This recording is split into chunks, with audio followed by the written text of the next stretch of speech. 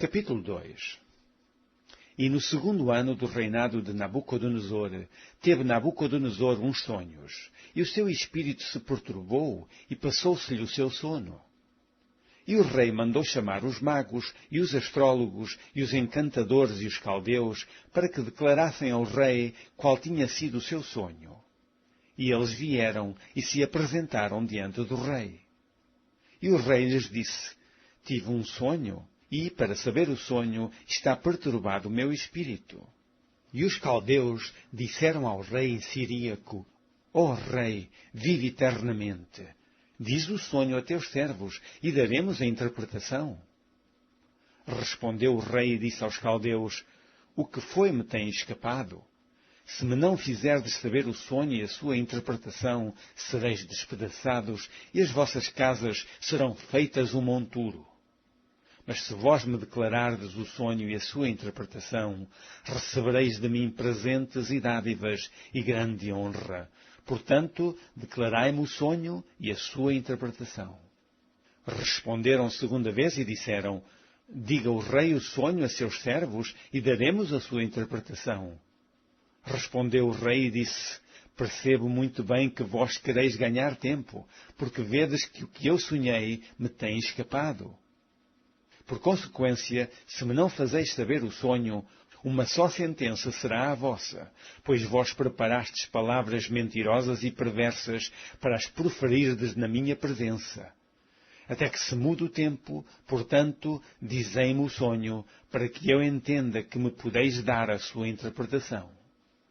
Responderam os caldeus na presença do rei e disseram: Não há ninguém sobre a terra que possa declarar a palavra ao rei. Pois nenhum rei há, senhor ou dominador, que requeira coisa semelhante de algum mago, ou astrólogo, ou caldeu. Porquanto a coisa que o rei requer é difícil, e ninguém há que a possa declarar diante do rei, senão os deuses, cuja morada não é com a carne. Então o rei muito se irou e enfureceu, e ordenou que matassem a todos os sábios da Babilônia. E saiu o decreto, segundo o qual deviam ser mortos os sábios, e buscaram Daniel e os seus companheiros para que fossem mortos. Então Daniel falou avisado e prudentemente a Arioque, capitão da guarda do rei, que tinha saído para matar os sábios de Babilônia. Respondeu e disse a Arioque, encarregado do rei: Por que se apressa tanto o mandado da parte do rei? Então Arioque explicou o caso a Daniel. E Daniel entrou e pediu ao rei que lhe desse tempo, para que pudesse dar a interpretação. Então Daniel foi para a sua casa e fez saber o caso a Ananias, Misael e Azarias, seus companheiros, para que pedissem misericórdia ao Deus dos céus sobre este segredo, a fim de que Daniel e seus companheiros não perecessem com o resto dos sábios da Babilônia. Então foi revelado o segredo a Daniel numa visão de noite, e Daniel louvou o Deus do céu. Falou Daniel e disse: Seja bendito o nome de Deus para todo o sempre, porque dele é a sabedoria e a força. Ele muda os tempos e as horas. Ele remove os reis e estabelece os reis. Ele dá sabedoria aos sábios e ciência aos inteligentes.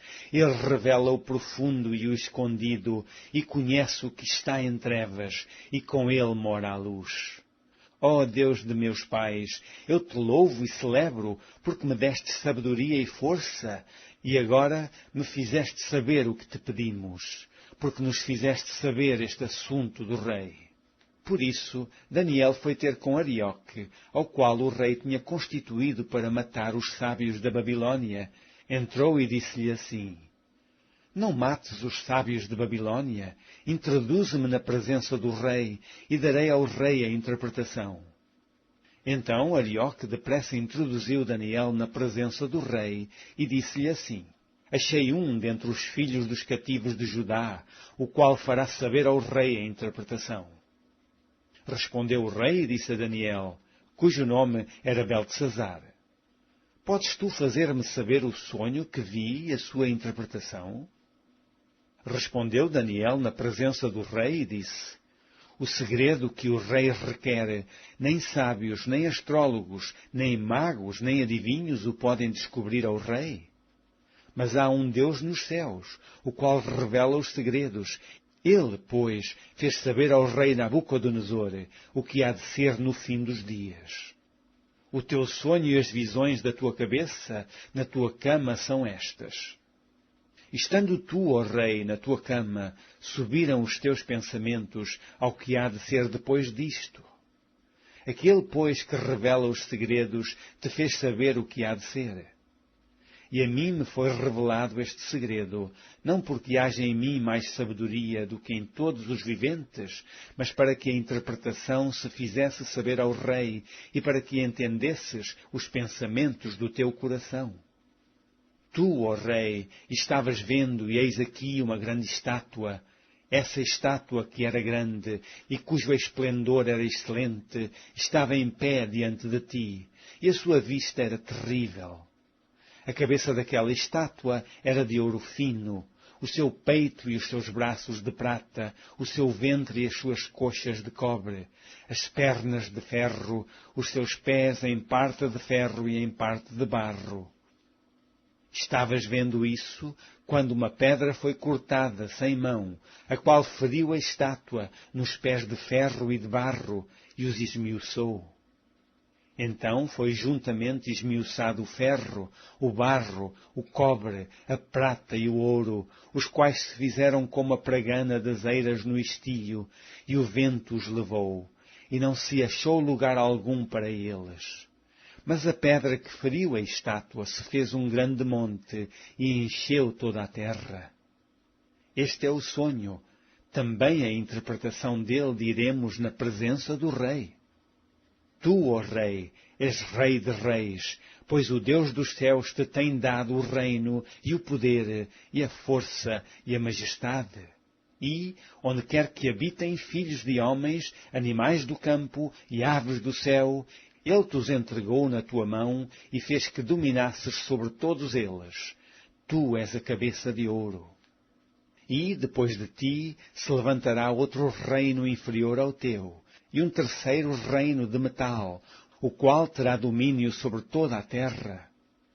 E o quarto reino será forte como ferro, pois como o ferro esmiuça e quebra tudo, como o ferro quebra todas as coisas, ele esmiuçará e quebrantará.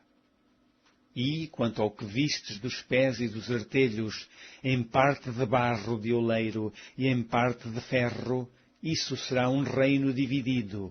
Contudo, haverá nele alguma coisa da firmeza do ferro, pois que vistes o ferro misturado com barro de lodo. E, como os artelhos eram em parte de ferro e em parte de barro, assim por uma parte o reino será forte e por outra será frágil.